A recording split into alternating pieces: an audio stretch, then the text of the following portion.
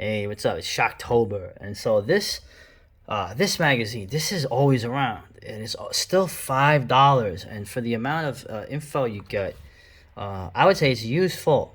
Okay, they tend to specialize in interviewing, like, I would say obscure people, but they're not so obscure. They're people I remember. They're sort of, in between the boomers and the Gen Xers.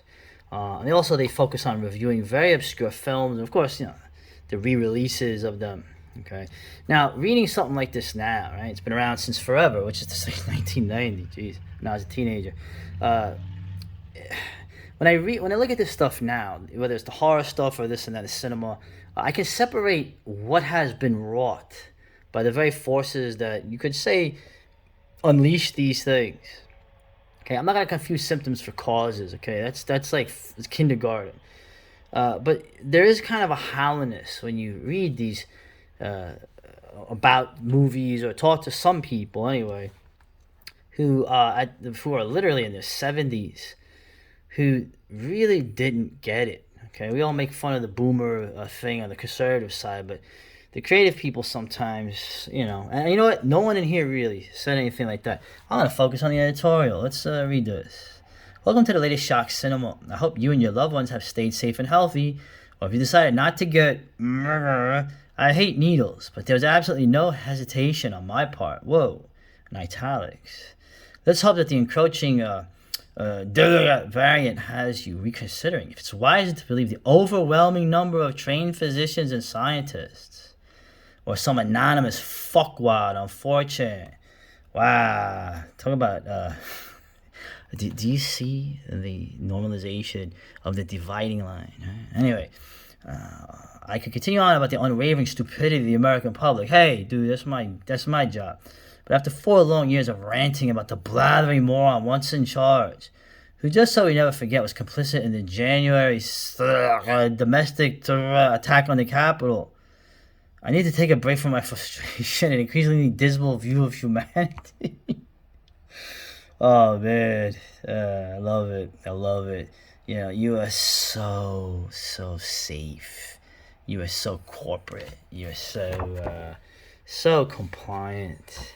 And you could argue that that's what a lot of this stuff, the artistic expression of, was aiming to do. I don't necessarily think that's that simple, by the way. But I'm just saying, what am I going to get from this? Okay. And this is apparently, anyway. So we go here. Tony Basil, remember her? Oh man, look how beautiful she is. Okay, Tony Basil, remember? Oh, Mickey, you're so fine. You're so fine. You blow out my hair, Mickey. All right, I'm not gonna sing the rest of that. Remember that video? That was when music videos were actually shot on video, and everyone makes fun of the fat cheerleaders. They're actually not fat. They're actually thick. Okay, fat is now. She's in there dancing around. She was a dance choreographer, but apparently she was in a lot of these films that I guess I didn't remember seeing her in. But apparently she's Italian from Philadelphia. Okay, it was actually nice. This is actually really good. Interview in terms of, it's interesting. She did that movie. What was that crazy movie the Monkeys did, which kind of like was really weird. Dude, the Monkeys TV show, bro, that show was a brilliant show, wasn't it? But I've never seen this one here. Look at this, and hey, look at she's gorgeous. She's gorgeous, adorable. I think she's like a little tiny girl, tiny woman. Excuse me. But she was an easy writer. She talks about like film and stuff. Mother Jugs and Speed. I think I saw it on television. And look at this. Wow, she's really cute there. And remember her? Rest in peace, Karen Black, man. That there's something I gotta say about like these, her, or what's the other one? Mary Warrenoff. These kind of intense looking women that all seem to be like surrounded by like avant-garde, gay, artistic people in the day, right? But they're gorgeous women, and they do what you should do in a film. Okay, they don't play the heroines or whatever. They play like, tragic roles, like something you'd see in an ancient thing. But anyway, let me get off from that point here. Oh, she was in Laverne and Shirley. Remember that? I always hated Laverne and Shirley. Yeah. Hey, wow, look at that. So, And there's another interview here. I'm not familiar with her. I've probably seen her and stuff. But look at her. Patty Duke, remember her? She died too. Like she was like a plain Jane, but I always liked her. And she also played crazy roles. And there's, you know who that is? That's Sharon Tate. It's very interesting, that whole thing. But anyway, look at Ryan O'Neal. Ryan O'Neal, the guy made one great film, and it's one of the greatest films ever made. Barry Lyndon. But we're looking at the women here, so they look so good in the 70s, don't they? I heard Mephisto Waltz, never seen it. She mentions a film she was in by, what is this, with Barbara Stanwyck and Rod McDowell, Jimmy Sangster, from Hammer. But I'm not as familiar with her, but I thought this was cool. There was this, she was look at that, freaking Roger Moore, and dude, Lee Marvin. And she mentions how Lee Marvin was very drunk on the set. You've heard stories about Lee Marvin. The story of him and Oliver Reed beating up a bunch of Australian sailors when they were drunk. I mean, he was a big dude. But apparently he was very nice and very kind to her. And she remembers that all these decades later. So I remember he was in Saipan. He almost got paralyzed in that horrific battle. So, but I don't think I've ever seen that. That looks really cool. It was like a ripoff of Raiders of the Lost Ark, but with freaking Roger Moore, man. Come on, dude. Roger Moore is way cooler than freaking Harrison Ford. So now we got film reviews, and a lot of these films I have never heard of. They're not necessarily genre films, I guess you'd say. They're kind of like weird. I don't know. You'd say art films or whatever. This is cool. You know what? Like I said, I used to get bootleg DVDs. Now, online video, BitChute. I don't want to mention who, but there's a lot of these films that people are putting online now that you can watch for free. But you know what? There's always something obscure there. And I tell you, my background into getting into this stuff was mail order, bootleg stuff. So I like this here, what the? No prison mail? Bro, that's not fair. What the hell, man? If you got someone in the joint that's cool enough to like this stuff, you're not gonna send them anyway. We got other mail order things too. Good. I should look into these good. So this I never heard is Les Sons, right? But for French, right?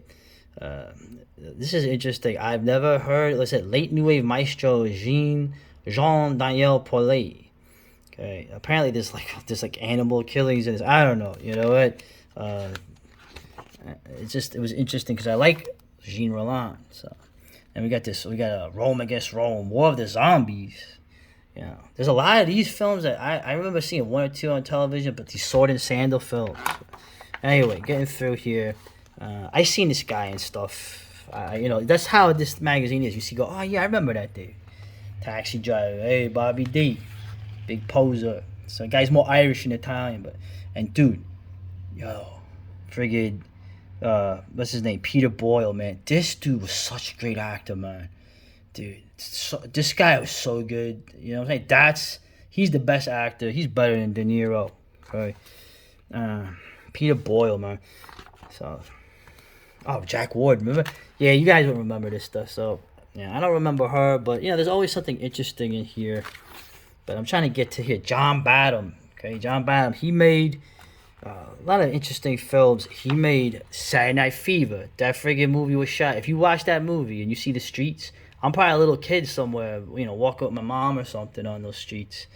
And it's interesting how he made that film, and then he made the 1979 Dracula with Frank Langella. Okay, my late fiance, she loved that movie. She remembers watching that movie on television. Okay, and she was rooting for Dracula. That is a great, underrated movie that was hated, but now you watch it, man. Laurence Olivier, Donald Pleasance, the scenes in that, the special effects are amazing. It's a brutal, dark film. It really is. Probably one of the best Dracula adaptations, better than Coppola's. I'll say this straight up. But anyway, we're getting all nerdy here. We gotta finish this up. These are the Japanese. I never saw this. The Invisible Man vs. Human Fight. Now I know there's an Invisible Man movie. Okay, but I always wanted to see this one, The Invisible Man versus the Human Flies. I guess it's kind of like a superhero thing, except not really. By Dai, Robert Dai. Yeah, that's a Mystery Science Theater reference. So as much as I hate that show, I'm not gonna lie. I mean, they had some funny stuff. And this, I never heard of this. This is what I'm saying. Okay, you talk about what is the value of this $5 thing with the editor being just a typical friggin' person today and his opinions or whatever. Because that Dark Intruder, a 19th century San Francisco, what is this, occult investigator, played by Leslie Nielsen. Bro, it was supposed to be a TV show. Then they padded it out to make a movie. Who the hell wouldn't want to see that? So, anyway, coming through here. What we got here? What is this? Faye Dunaway. She was another one that was hot back in the day. Faye Dunaway, Stacy Keach. A movie about Doc Holliday. Oh, look at this. I want to bring this up. Screenplay by New York City newspaper columnist Pete Hamill. I always hated that dude. Typical New York. How can I say this nice? New York Irish American liberal. There's a whole friggin' book on that, but I won't go any further. Never liked that guy. He has a street named after him now. Fuck him. Okay. Anyway, coming through. Oh, this example. John Milius. Okay, John Milius is one of our guys. Dude, the movies he was in that he wrote, freaking Red Dawn, Jeremiah Johnson, dude, Dirty Harry.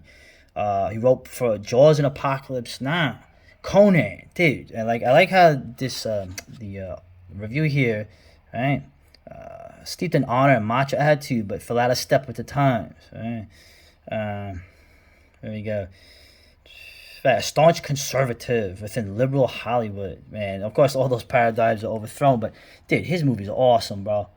So, and anyway, yeah, we're just finishing up. What is this? This looks cool. This is some kind of car. Oh, Dario Bava, very clever. But it looks like a European style horror, sexy woman kind of stuff. So this is interesting. Okay, and you got also, I like how they list all the distributors, so you can look these up on the internet. Okay, so that was Shock Cinema. Okay, you get through, you get through the editorials because who cares? We care about this stuff, and it's very good. It's very interesting, and it's just like, wow, look at, dude, that's Mia Farrow. Look at that, amazing. Oh, before what's his name got a hand on her. Oh God. Anyway, let's let's say goodbye to the '70s, the decade that I was assembled. Later.